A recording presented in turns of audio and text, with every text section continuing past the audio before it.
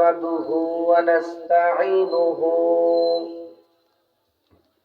ونستغفره ونؤمن به ونتوكل عليه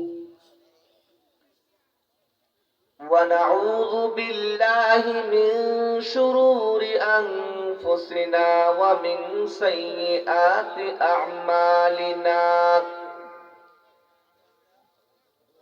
من يهده الله فلا مضل له ومن يضلله فلا هادي له ونشهد أن لا إله إلا الله وحده لا شريك له ونشهد أن سيدنا وسندنا وحبيب ربنا وطبيبنا وطبيب قلوبنا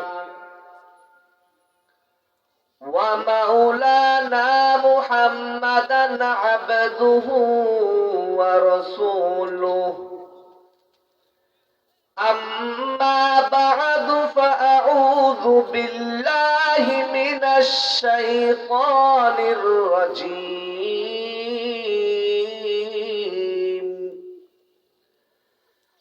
بسم الله الرحمن الرحيم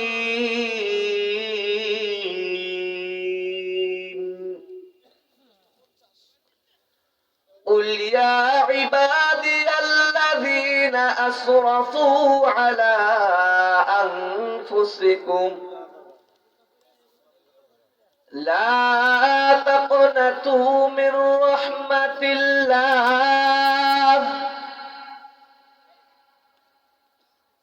قال رسول الله صلى الله عليه وسلم أنه قال لا يقعد قوم يذكرون الله عز وجل إلا حفتهم الملائكة وغشيتهم الرحمة ونزلت عليهم السكينة وذكرهم الله في من عنده أو كما قال عليه الصلاة والسلام صدق الله العظيم وصدق رسوله النبي الكريم ونحن على ذلك من الشاهدين والشاكرين والذاكرين والحمد لله رب العالمين شكر محبت پڑی اللهم صل على محمد وعلى آل محمد كما صليت على إبراهيم وعلى آل إبراهيم إنك حميد مجيد اللهم بارك على محمد وعلى آل محمد كما باركت على إبراهيم وعلى آل إبراهيم إنك حميد مجيد देखी अमाना सीनों में है हमारा आसान ही मिटाना नामो निशान हमारा बलगल उला बिकमालिही कशफत दुजा बिजमालिही حسنت جميع خصاله صلوا عليه وآله একটু মোহাব্বতে জিকির করি লা ইলাহা ইল্লাল্লাহ লা ইলাহা জোরে বলেন লা ইলাহা ইল্লাল্লাহ লা ইলাহা লা ইলাহা ইল্লাল্লাহ লা ইলাহা ইল্লাল্লাহ সুবহানাল্লাহ ওয়ালহামদুলিল্লাহ লা ইলাহা ইল্লাল্লাহ সুবহানাল্লাহ ওয়ালহামদুলিল্লাহ লা ইলাহা ইল্লাল্লাহ লা ইলাহা ইল্লাল্লাহ লা ইলাহা ইল্লাল্লাহ লা ইলাহা গড়েছ তুমি এই পৃথিবী জাহান তুমি অসীম তুমি মহান আল্লাহু আকবার বলেন গড়েছ তুমি এই পৃথিবী জাহান তুমি অসীম তুমি মহান তুমি পৃথিবীর পালনকারী তুমি পৃথিবীর পালনকারী তুমি প্রভু বিশ্বজামি আমি তোমাকে খুঁজি আমি তোমাকে দেখি আমি তোমার প্রেমে জিকির করি আমি তোমাকে খুঁজি আমি তোমাকে দেখি আমি তোমার প্রেমে জিকির করি লা ইলাহা লা ইলাহা ইল্লাল্লাহ লা ইলাহা লা ইলাহা ইল্লাল্লাহ লা ইলাহা ইল্লাল্লাহ সুবহানাল্লাহ ওয়ালহামদুলিল্লাহ লা ইলাহা ইল্লাল্লাহ সুবহানাল্লাহ ওয়ালহামদুলিল্লাহ লা ইলাহা ইল্লাল্লাহ লা ইলাহা ইল্লাল্লাহ লা ইলাহা ইল্লাল্লাহ লা ইলাহা লা ইলাহা ইল্লাল্লাহ লা ইলাহা এই দুনিয়া ছেড়ে চলে যাব একদিন আমার সাথে বলতে পারবেন এ দুনিয়া ছেড়ে চলে যাব একদিন মায়ারি বাঁধন ভেঙে যাবে একদিন এ দুনিয়া ছেড়ে চলে যাব একদিন মায়ারি বাঁধন ভেঙে যাবে একদিন আসব না আমি আর এ ভুবনে কোনদিন আসব না আমি আর এ ভুবনে কোনদিন মায়ারি বাঁধন ভেঙে যাবে একদিন এ দুনিয়া ছেড়ে চলে যাব একদিন মায়ারি বাঁধন ভেঙে যাবে একদিন এ দুনিয়া ছেড়ে চলে যাব একদিন মায়ারি বাঁধন ভেঙে যাবে একদিন এই যে বাড়ি গাড়ি ক্ষমতা সবই চলে যাব আমি পরে রবে সবই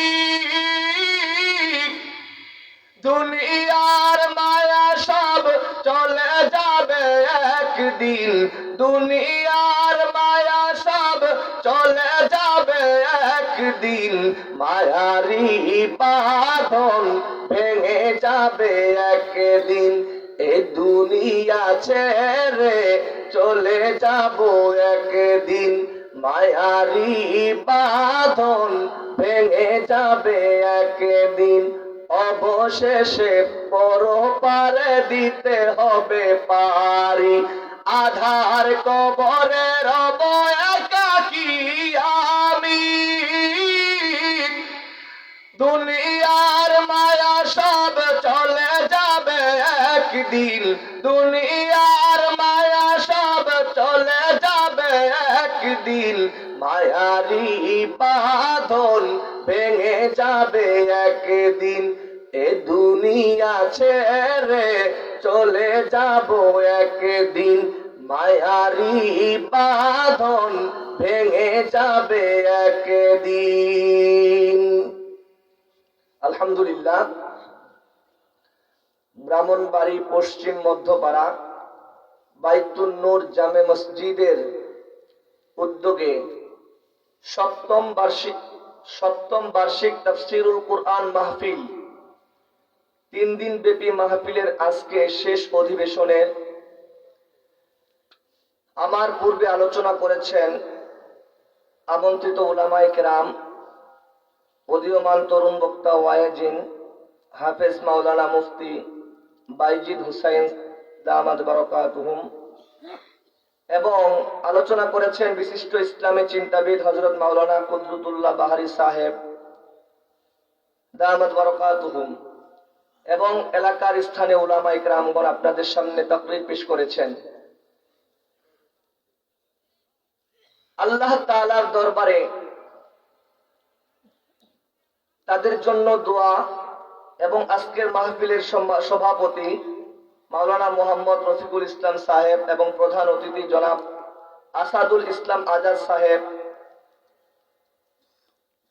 লেফট কর্নেল অবসরপ্রাপ্ত বাংলাদেশ সেনাবাহিনী সদস্য, বাংলাদেশ জাতীয়বাদী দল বিএনপি, বিশেষ অতিথি এবং দূর দূরান্ত থেকে আগত উলামায়ে কেরামগণ, আমার সম্মুখপানে অবস্থানরত দিন প্রিয়, ইসলাম প্রিয়, দিনদার ইমানদার মুসলমান ভাইরা, পর্দার অন্তরালে অবস্থানরত আমার মা এবং বোনেরা,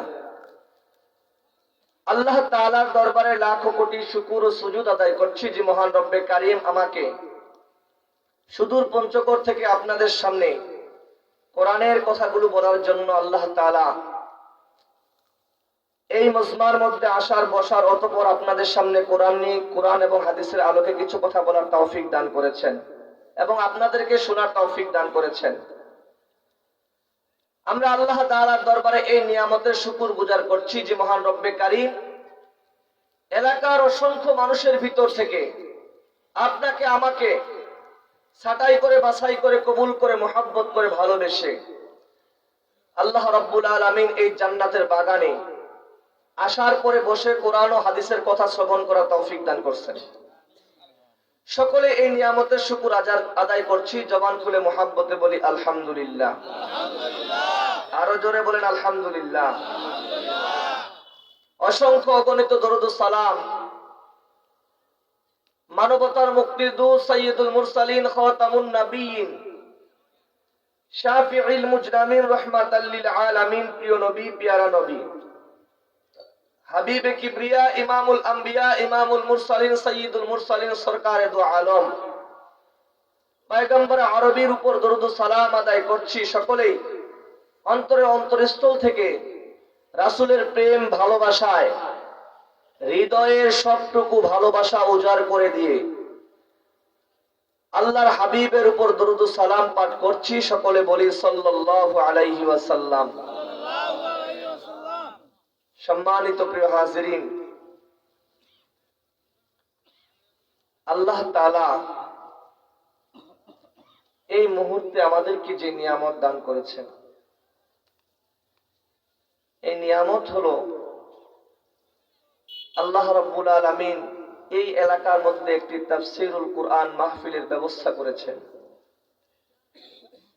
এই মজমাটা এত দামি, আমি প্রায় মাহফিলের মধ্যে বলি আগামী কালকে আমরা সামনের বাজার পাবো, বাড়িতে আমার সময় বিবিকে দিতে পারবো, সন্তানকে দিতে পারবো, বন্ধু বান্ধবীকে দিতে পারবে, কিন্তু আগামী কালকে এই জান্নাতের বাগান মাহফিল থাকবে না।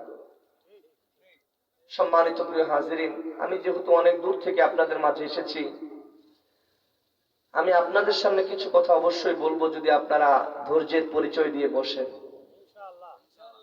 আপনাদের কাছে এতটুকুই আমার প্রত্যাশা, আমি আপনাদেরকে নৈরাশ করব না। যেহেতু আল্লাহ তাআলা এত দূর থেকে আমাকে এই জায়গার জন্য নির্বাচন করেছেন, হয়তোবা আমার ভিতরে আপনাদের জন্য কিছু কল্যাণকামিতা আছে।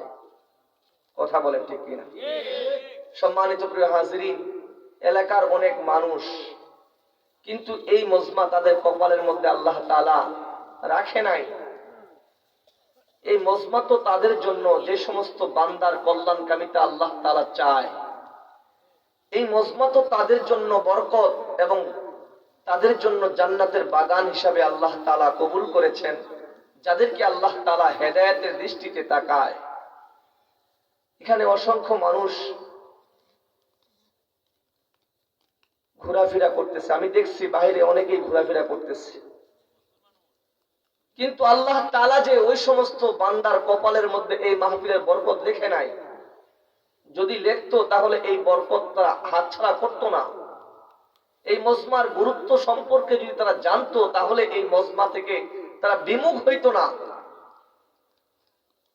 আমি আপনাদের কাছে আমার আলোচনা শুরুর পূর্বে, যেহেতু অনেক রাত হয়ে গেছে, আমি আলোচনা শুরু করে দিব, বেশি কথা বলবো না। বলেন তো এই মজমা শোনার একটা আদব আছে কিনা? আপনারা কথা বলবেন, জোরে বলবেন, আদব আছে কিনা বলেন তো। এই মজমার আদব কি জানেন? এই মজমার আদব হলো মজমার সামনে যাতে করে ফাঁকা জায়গা না থাকে। এই ফাঁকা জায়গার মধ্যে শয়তান অবস্থান করে, শয়তান। তাহলে আমরা এই মজমার আদব রক্ষা করবো তো ইনশাআল্লাহ। যদি আপনারা দুইজন থাকেন, আমি দুইজনকে আলোচনা শোনাবো ইনশাআল্লাহ। আপনারা একটু দাঁড়ায় যান, আল্লাহু আকবার। একটু দাঁড়ান, একটু দাঁড়ান, আর সামনের দিকে আগায় আসেন, একটু জিকির করেন লা ইলাহা। সামনের জায়গাগুলো পূরণ করে বলবেন লা ইলাহা ইল্লাল্লাহ। একটু ফাঁকা জায়গা রাখবেন না। আল্লাহ রাসূল সাল্লাল্লাহু আলাইহি ওয়াসাল্লাম বলেন, যদি কোনো ব্যক্তি আল্লাহ তাআলার দয়ার, আল্লাহ তাআলার দ্বীনের দিকে, আল্লাহর রহমতের দিকে এক বিগত অগ্রসর হয়, আল্লাহর রহমত তার দিকে 2 বিগত অগ্রসর হয়। যদি কোন আল্লাহর বান্দা আল্লাহর রহমতের দিকে 1 হাত অগ্রসর হবে, আল্লাহর রহমত তার দিকে 2 হাত অগ্রসর হবে। যদি কোনো ব্যক্তি আল্লাহর রহমতের দিকে হাঁটতে হাঁটতে আসে, আল্লাহ তাআলা ওই ব্যক্তির দিকে আল্লাহর রহমত দৌড়তে দৌড়তে আসে। সুবহানাল্লাহ। একটু মেহেরবানি করে, আপনারা অনেকেই চলে যাচ্ছেন, আমি অনেক দূর থেকে আসছি। প্রিয় ভাইয়েরা, পর্দার অন্তরালে আমার মা বোনেরা আছে, অবশ্যই মা, আমি আপনাদেরকে নিয়ে কিছু বলবো। আমার ভাইদেরকে নিয়ে, যুবক ভাই বাবারা আছেন, আপনাদের সম্পর্কে কিছু কথা বলবো। আমার আশা যেন সার্থক হয়, আপনাদের বসা যেন সার্থক হয়। আল্লাহ তাআলা যেন আমার জবান থেকে এমন কিছু কথা বের করে দেয় যে কথাগুলোর দ্বারাতে আমি নিজে উপকৃত হব এবং আপনারা সবাই উপকৃত হবেন। সকলে বলেন আল্লাহুম্মা আমিন। বলেন তো, এত ঠান্ডার ভিতরে এই গভীর রাত পর্যন্ত আমরা এখানে বসে আছি কার জন্য বলেন তো? জোরে বলেন, কার জন্য? আমরা কি আল্লাহকে দেখছি? বলেন, আমরা আল্লাহকে দেখি নাই, কিন্তু আমরা আল্লাহর কথা শুনেছি। সম্মানিত প্রিয় হাজিরিন, আল্লাহ তাআলা ফেরেশতাদের সাথে গর্ব করে বলে, ও আমার ফেরেশতারা, দেখো ওই যে টাঙ্গাইল, মধুপুর, ওই যে ব্রাহ্মণবাড়ি, পশ্চিম মধ্যপাড়া বাইতুল নূর জামে মসজিদ উদ্দেশ্যে লগ্নে যে মাহফিল, দেখো ওই মাহফিলের প্যান্ডেলের নিচে আমার পাগল বান্দারা বসে আছে। ও ফেরেশতারা, আমার বান্দা কি আমাকে কোনোদিন দেখছে? আল্লাহ তাআলার প্রশ্নের জবাবে ফেরেশতারা বলে, না আল্লাহ, আপনার বান্দা তো আপনাকে দেখে নাই। বলে, শোনো, যেই বান্দা আমাকে না দেখে তার আরামের ঘুমকে হারাম করে, আরামের বিছানাকে লাথি মেরে আমার কোরআন শোনার জন্য ভিখারির মতো নগণ্য একটা জায়গার মধ্যে বসছে, শোনো, আমি আমার বান্দার জন্য এই নগণ্য জায়গাটাকে জান্নাতের বাগানে পরিণত করে দিলাম। সুবহানাল্লাহ। শুধু তাই না, আমি আল্লাহ তাআলা এই মজমার মধ্যে বসে যদি আমার বান্দা আমার কাছে তাওবা করে 2টা হাত উত্তোলন করে তার চোখের পানি ছেড়ে দেয়, আমি আমার বান্দার চোখের পানি নাকের ডগায় আসার পূর্বেই আমি আমার বান্দার জিন্দেগীর গুনাহ মাফ করে দেই। শুধু তাই না, আল্লাহর হাবিব পয়গম্বর বিশ্ব নবী ডাক দিয়ে বলতেছেন, বিশ্ব বিখ্যাত সাহাবী আবু হুরায়রা এবং আবু সাঈদ খুদরি রাদিয়াল্লাহু তাআলা আনহু থেকে বর্ণিত, আল্লাহর হাবিব বলেন, আন্নাহু ক্বালা লা ইয়াকউদু কওমুন ইয়াযকুরুনাল্লাহ আযজা ওয়া জাল্লা। আল্লাহ তাআলা বলেন, পয়গম্বর আপনি তাদেরকে জানিয়ে দেন, যদি কোন এলাকার মানুষগুলি, যদি কোন কওম বা জাতির মানুষগুলি আমার কোরআন শোনার জন্য, আমার কথাগুলো শ্রবণ করার জন্য একত্রিত হয়ে যায়, আল্লাহ তাআলা বলতেছেন, নবী আপনি জানিয়ে দেন, যে এলাকার মানুষ আমার কোরআন শোনার জন্য এক জায়গাকে নির্বাচন করে, এক জায়গায় অবস্থান করে, আল্লাহ তাআলা বলেন, ওয়া হাফাতহুমুল মালাইকা, ওই জায়গার চতুর্দিক থেকে আল্লাহ তাআলা ফেরেশতা নাজিল করে। কোন সুবহানাল্লাহ। শুধু নাজিল করে না, ওই ফেরেশতারা চতুর্দিক থেকে ওই সমস্ত যাকিরিন, আল্লাহর আশিক, কোরআন ও হাদিসের কথা শ্রবণকারী বান্দাদেরকে বেষ্টন দেয়। তারপরে বলে, ওয়া হাফাতহুমুল মালাইকা, আল্লাহর হাবিব বলতেছেন ওই ফেরেশতা তাদেরকে বেষ্টনী দেয় এবং তাদের জন্য আল্লাহ তাআলার কাছে দোয়া করতে থাকে। ওয়া সাকিনাত আলাইহিম, আল্লাহর হাবিব বলতেছেন তাদের জন্য আসমান থেকে বিশেষ এক সাকিনা নামক প্রশান্তি নিয়ামত তাদের জন্য বর্ষণ করা হয়। সুবহানাল্লাহ। আল্লাহর হাবিব পয়গম্বর বলতেছে, শুধু তাই না, তারা তো ওই যে ব্রাহ্মণবাড়ি এক সাধারণ মজমার মধ্যে আমার প্রশংসা করতেছে, আমি তাদের জন্য প্রশংসা করি ফেরেশতাদেরকে নিয়ে। কন্যা সুবহানাল্লাহ। বিশেষ এক মজমার মধ্যে। সম্মানিত প্রিয় হাজিরিন, এই আল্লাহ তাআলার প্রশংসা, আপনারা বলেন মানুষ মানুষের প্রশংসা করে কি করে না?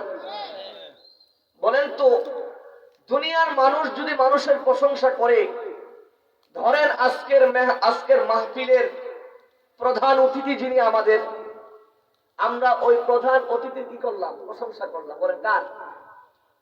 প্রশংসা করার কারণে লাভ কার হইছে বলতে পারবেন? বলেন তো কার হইছে? প্রধান অতিথির লাভ। আপনারা প্রশংসা করছেন, আপনাদের লাভ নাই, কারণ এই প্রধান অতিথির প্রশংসা করার কারণে তার সম্মান আরো বৃদ্ধি পাইছে। যদি কোনো মানুষ মেম্বারের প্রশংসা করে, যে প্রশংসা করে তার চাইতে কিন্তু লাভ মেম্বারের বেশি হয়। আপনাদের লাভ এতটুকুই হবে, একটা পান অথবা একবেলা খাবার, কিন্তু প্রশংসা করেছেন মেম্বারের, লাভ হয়েছে মেম্বারের, আপনার লাভ নাই। কেমন মেম্বারের লাভ? আপনার প্রশংসার কারণে হয়তোবা মেম্বার আগামীতে আবার মেম্বার হিসাবে আপনাদের ইউনিয়নে কি হবে? নির্বাচিত হবে। যার যত প্রশংসা হবে তার সম্মান তত বুলন্দ হবে। কি বলে? ঠিক না? ঠিক তেমনি ভাবে চেয়ারম্যান সাহেবের প্রশংসা করলে আমাদের লাভ নাই, চেয়ারম্যানের লাভ, চেয়ারম্যান নির্বাচিত হবে। এমপি মন্ত্রী থেকে শুরু করে জাগতিক দুনিয়ার মানুষের প্রশংসায় প্রশংসাকারীর চাইতে প্রশংসিত ব্যক্তির দাম বেশি হয়। আর তামাম পৃথিবীর মানুষের জন্য আল্লাহর হাবিব পয়গম্বর ডাক দিয়ে বলতেছে, ও তামাম পৃথিবীর মানুষ, শোনো শোনো, দুইটা জায়গা তোমাদের জন্য আল্লাহ তাআলা নির্বাচন করেছেন। একটা জায়গা হলো বান্দা, যে ব্যক্তি তার সাবারে খুলে মালিকের প্রশংসা করবে, বান্দা মালিকের প্রশংসা করতে দেরি হবে, রব্বে কারীম তার সম্মানকে বুলন্দ করতে দেরি করবে না। আল্লাহর প্রশংসা করতে দেরি করবে বান্দা, কিন্তু রব্বে কারীম ডাক দিয়ে বলতেছেন লা ইন শাকারতুম লা আযীদান্নাকুম ওয়া লা ইন কাফারতুম ইন্না আযাবী লাশাদীদ।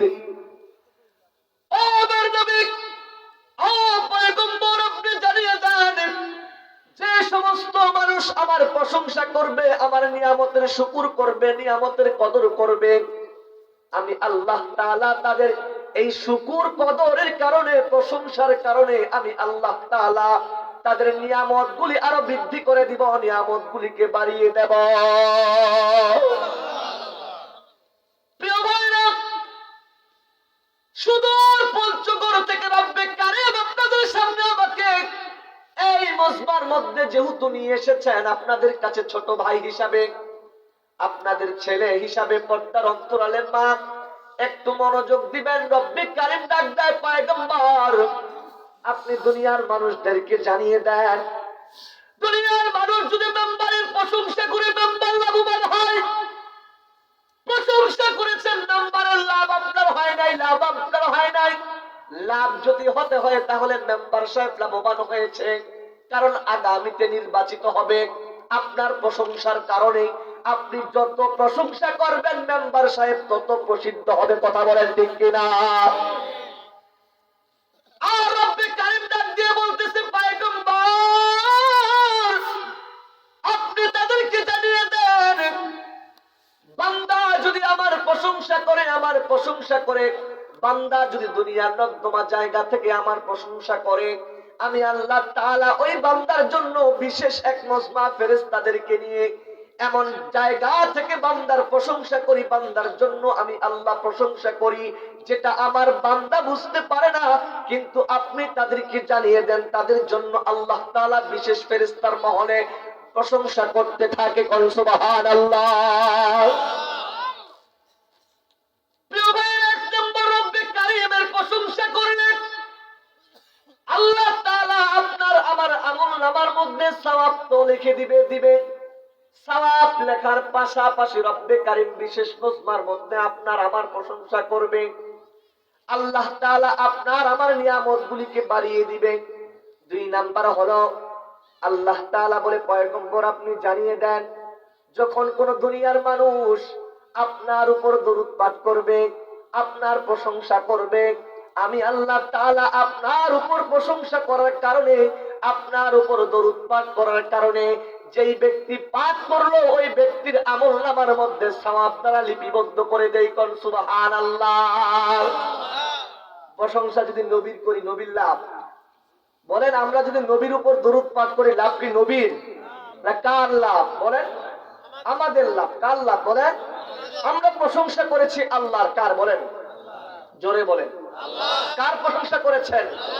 আল্লাহর প্রশংসা করেছি। বলেন তো, আপনার প্রশংসা আল্লাহর কতটুকু লাভ হয়েছে? আল্লাহর একটু লাভ নাই। আপনি প্রশংসা করলেও আল্লাহ যেই, আপনি না প্রশংসা করলেও আল্লাহ সেই। কথা বলেন ঠিক কিনা? আপনি প্রশংসা করলেও আল্লাহ সম্মানিত, আপনি প্রশংসা না করলেও আল্লাহ সম্মানিত। কথা বলেন ঠিক কিনা?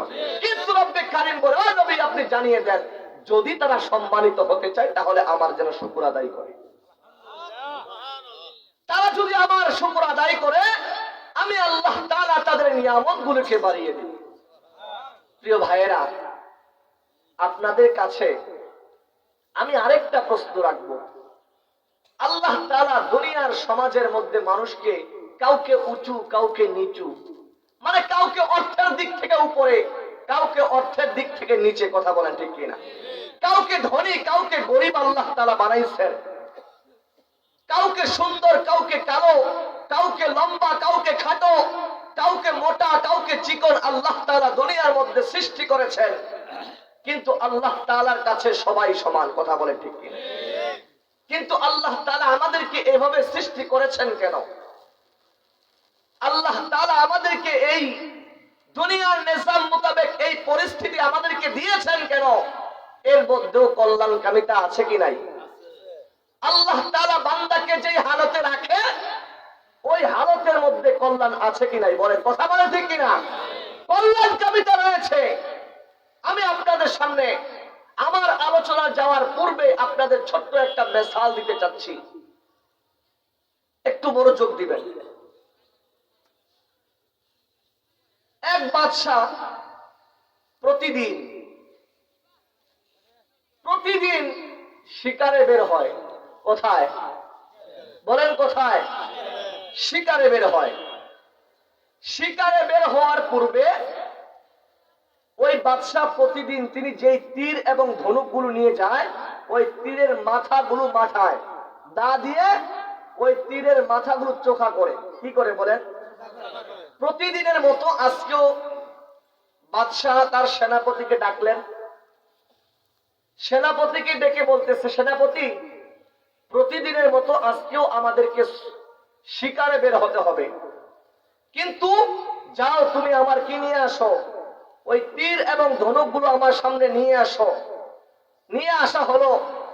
রাজা নিজ হাত দ্বারা দা দিয়ে যখন ওই ধনুকের মাথাগুলো চোখা করতেছে, এক পর্যায়ে রাজার হাত থেকে ওই তীরের মাথা থেকে দাটা স্লিপ করে রাজার হাতের মধ্যে লেগে গেছে। লেগে যাওয়ার সাথে সাথে ফিনকি দিয়ে রাজার হাত থেকে রক্ত যখন বের হচ্ছে, রাজা তো বাদশাহ তো নার্ভাস হয়ে গেছে, হাত কেটে গেছে, ব্যান্ডেজ করো। সেনাপতিকে ডাকলেন, যাও ব্যান্ডেজ নিয়ে আসো, রক্ত পড়া বন্ধ করো। ওই সময় সর্বপ্রথম সেনাপতি ডাক দিয়ে বলে, জাহাপনা, আল্লাহ তাআলা যা করে বান্দার কল্যাণের জন্যই করে। কন্যা সুবহানাল্লাহ। আল্লাহ তাআলা যা করে বান্দার ভালোর জন্যই করে, কল্যাণের জন্যই করে। আর আল্লাহ তাআলা বান্দাকে যে হালতে রাখে সেটাও আল্লাহ তাআলা বান্দার কল্যাণের জন্যই রাখে। কন্যা সুবহানাল্লাহ। এই কথা বলার সাথে সাথে বাদশাহ মুহূর্তের মধ্যে মুখটা মলিন হয়ে গেল, রাগান্বিত হয়ে গেলেন। সেনাপতির দিকে বড় বড় চোখ তুলে তাকালেন, কিছু বললেন না। তিনি হাত ব্যান্ডেজ করার পরে চলে গেলেন শিকারের উদ্দেশ্যে, জংলাতে চলে গেলেন। যাওয়ার পরে বাদশার পিছনে পিছনে কে যায়? সেনাপতি। একটু মনোযোগ দিবেন, আমার আলোচনার দিকে আমি যাচ্ছি। বাদশার পিছনে পিছনে ওই সেনাপতি যায়। যাইতে যাইতে এক পর্যায়ে উপরের দিকে তাকায় তাকায় যাচ্ছে। যাওয়ার পথে একটা পুরাতন, আপনারা কি বলেন, মাটির নিচে যে গর্ত করে, কূপ, আমাদের পঞ্চগড়ের ভাষায় বলে চুয়া, কূপ বলে। কি বলে বলেন? কূপ। কি বলে আপনাদের টাঙ্গাইলের ভাষায়? কি বলে বলেন? কুয়াও বলে, কূপ বলে। ওই কূপের মধ্যে, পুরাতন কূপ তো, ওই সেনাপতি কূপের মধ্যে পড়ে গেছে। পড়ে যাওয়ার পরে ওই সেনাপতি বলতেছে, বাদশাকে ডাক দিয়ে বলে, জাহাপনা, আমাকে বাঁচান, আমাকে এখান থেকে উঠান। বাদশাহ সকালবেলার কথাটা তাকে ফেরত দিল, যে আল্লাহ তাআলা যা করে বান্দার ভালোর জন্যই করে, কল্যাণের জন্য করে। কন্যা সুবহানাল্লাহ।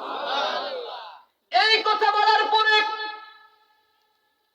সেনাপতি বারবার ডাক দেয়, ডাক দিয়ে বলতেছে, হুজুর, আমাকে এই কূপ থেকে উত্তোলন করেন, এখান থেকে আমাকে উঠান। বাদশাহ তার কাছে দাঁড়িয়ে দাঁড়িয়ে ডাক দিয়ে বলতেছে, সেনাপতি রে, সকালবেলা যখন আমার হাত দায়ে লেগে যখন হাত কেটে গেল, তখন তুমি বলেছিলে আল্লাহ তাআলা যা করে বান্দার কল্যাণের জন্যই করে। এখন তুমি এই কূপের মধ্যে পড়েছো, এটাও আল্লাহ তাআলার পক্ষ থেকে এসেছে। আল্লাহ তাআলা যা করে বান্দার কল্যাণের জন্যই করে। কিসের জন্য করে? এই কথা বলার পরে বাদশাহ আপন মনে প্রতিদিনের মতো আজকে তিনি একাই একাই, আজকে সেনাপতি গর্তের মধ্যে তিনি একাই একাই শিকার করতেছেন। কিছু দূর যাওয়ার পরে দেখলেন জংলার মধ্যে একটা জঙ্গলি সম্প্রদায় থাকে। বলেন, কি সম্প্রদায়? জঙ্গলি সম্প্রদায় থাকে। ওই জঙ্গলি সম্প্রদায় চতুর্দিক থেকে বাদশাকে অ্যাটাক করলেন, বাদশাকে কারারুদ্ধ করলেন, বাদশাকে ওই জায়গা থেকে তারা ধরে নিয়ে গেলেন, তাদের আস্থানার মধ্যে নিয়ে গেলেন। আস্থানার মধ্যে যাওয়ার পরে বাদশা দেখতেছেন বিশাল এক কাণ্ড। তাদের মধ্যে শত শত জঙ্গলিরা এক জায়গায় একত্রিত হয়ে আনন্দ করতেছে, আমোদ প্রমোদ বিনোদনের মাধ্যমে নাচ গান করতেছে। আর তাদের দেবী, তাদের কালী, তাদের মূর্তিকে, তাদের প্রতিমাকে সামনে রেখে মানুষের অপেক্ষা করতেছে যে মানুষের রক্ত দিয়ে তাদের প্রতিমাকে গোসল করানো হবে, তাদের প্রতিমাকে পবিত্র করা হবে মানুষের রক্তের মাধ্যমে। ওই পর্যায়ে বাদশাকে তাদের সামনে নেওয়া হলো। তাদের একজন লিডার আছে, তাদের জঙ্গলিদের একজন নেতা আছে। নেতাকে ডাক দিয়ে বলতেছে, আমরা যে প্রতি বছর মানুষের রক্ত দিয়ে আমাদের প্রতিমাকে পবিত্র করি, আজকের মতো এই ব্যক্তিকে আমরা পেয়েছি, তার রক্ত দিয়ে আমরা আমাদের প্রতিমাকে কি করব? পবিত্র করব। বলেন কি করব?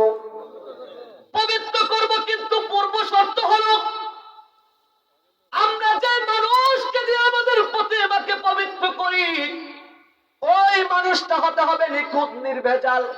তার শরীরের মধ্যে কোনো কাটা থাকলে তার মাধ্যমে কি হবে না? কুরবানি চলবে না। ওই শরীরের মধ্যে কোনো যদি দাগ থাকে, শরীরের মধ্যে কোনো অসুস্থতার চিহ্ন থাকলে তাকে দিয়ে আমাদের মূর্তির পবিত্রতা আদায় হবে না। বাদশাকে বলতেছে জবাই করার জন্য হুকুম আসলো। আর জঙ্গলিদের লিডার সর্দার ডাক দিয়ে বলতেছে, দেখো এই মানুষের ভিতরে কোনো ভেজাল আছে নাকি, খুঁত আছে কিনা দেখো। তার শরীর যখন তারা বিবস্ত্র করলো, কাপড়গুলো যখন খুললো, খোলার পরে দেখতেছে শরীরের কোনো জায়গায় কোনো দাগ নাই, কোনো দাগ নাই, কিন্তু হাতের মধ্যে একটা ব্যান্ডেজ দেখা যায়। বলেন কি দেখা যায়? কি দেখা যায়? ব্যান্ডেজ দেখা যাচ্ছে। জঙ্গলের লিডারকে ডাক দিয়ে বলতেছে, নেতাজি, এই মানুষের শরীরের মধ্যে কোনো কি নাই, কোনো খুঁত নাই, কোনো দাগ নাই, কোনো অসুস্থতার চিহ্ন নাই, কিন্তু তার হাতের মধ্যে একটা কাটার দাগ রয়েছে, একটা ব্যান্ডেজ আছে। সঙ্গে সঙ্গে জঙ্গলিদের লিডার ডাক দিয়ে, নেতা ডাক দিয়ে বলতেছে, তার মাধ্যমে, তার রক্তের মাধ্যমে আমাদের প্রতিমা, আমাদের প্রতিমার কি পবিত্রতা হবে না? তাকে ছেড়ে দাও। আলহামদুলিল্লাহ বলেন। বাদশা যখন এই খবর শুনলেন, আল্লাহ তাআলা শুকর আদায় করতে করতে তার সেনাপতির কাছে আসলেন। ওই গর্ত থেকে, কূপ থেকে সেনাপতিকে টান দিয়ে উত্তোলন করলেন। টান দিয়ে উত্তোলন করার পরে সমস্ত ঘটনা খুলে বললেন। সমস্ত ঘটনা খুলে পড়ার পরে ওই সেনাপতি ডাক দিয়ে বলতেছে, হুজুর, আমরা দুইজনে একসাথে আমরা শিকারের উদ্দেশ্যে বের হয়েছিলাম, কিন্তু আল্লাহ তাআলার কুদরতি ভাবে আমি গর্তের মধ্যে পড়ে গেলাম। আমার শরীরের মধ্যে তো কোনো দাগ ছিল না।